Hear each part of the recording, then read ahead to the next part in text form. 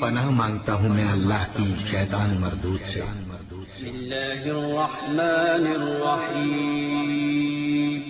شروع اللہ کا نام لے کر جو بڑا مہربان نہایت رحم والا ہے۔ بسم اللہ الرحمن علیکم ورحمۃ اللہ وبرکاتہ۔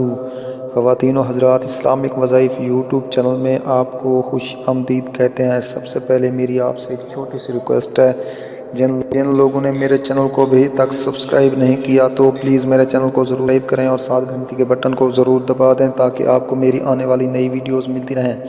خواتین و حضرات، ہمیشہ کی طرح آج بھی آپ لوگوں کے لیے پیار محبت پیدا کرنے کا بے مثال مجرب آزمودہ وظیفہ لے کر حاضر ہوا ہوں۔ تو وظیفہ کرنے سے پہلے آپ نے 5 وقت نماز پابندی کے ساتھ پڑھنی ہے۔ تسبیح سبحان اللہ، الحمدللہ، اللہ اکبر اور استغفار کی تسبیح لازم پڑھنی ہے۔ پھر رخ قبلے کی طرف کر کے اول آخر درود شریف پڑھنا ہے اور اپنے مقصد کی کامیابی کے لیے اللہ تعالیٰ کے حضور عاجز و انکساری کے ساتھ دعا کرنی ہے۔ اگر کوئی بھی وظیفہ سمجھ میں نہ آئے تو آپ ہم سے پوچھ سکتے ہیں اور ہر وظیفے کی اجازت لینا ضروری ہے، تو اس لیے آپ ہمیں کومنٹس میں اپنا نام لے کر کومنٹس کر دیں، ہم آپ کو اجازت دیں گے اور آپ کی دعا بھی کریں گے انشاءاللہ ثم انشاءاللہ آپ اپنے مقصد میں ضرور کامیاب ہوں گے۔ خواتین و حضرات، آج جو میں آپ کو وظیفہ بتانا جا رہا ہوں وہ ایک ہی لفظ کا ہے، اللہ الصمد کا وظیفہ ہے۔ یہ محبت کے لیے بے حد مجرب اور آزمودہ وظیفہ ہے۔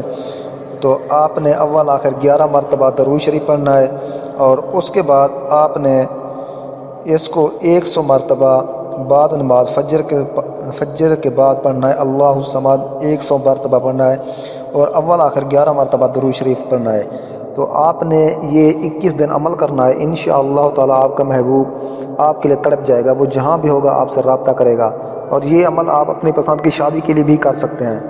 تو یہ بے حد مجرب اور مجرب عمل ہے، تو یہ ان لوگوں کے لیے ہے جو پیار محبت میں ناکام ہو چکے ہیں، وظیفے کر کے تھک چکے ہیں، ان کا کام نہیں ہوتا۔ تو انشاءاللہ اس کو ایک بار کریں، ضرور آزمائیں، انشاءاللہ آپ اپنے مقصد میں ضرور کامیاب ہوں گے۔ تو دوستو، امید ہے آپ کو میری یہ ویڈیو اچھی لگی ہوگی۔ اگر ویڈیو اچھی لگے تو میری حوصلہ افزائی کے لیے میرے چینل کو ضرور سبسکرائب کریں۔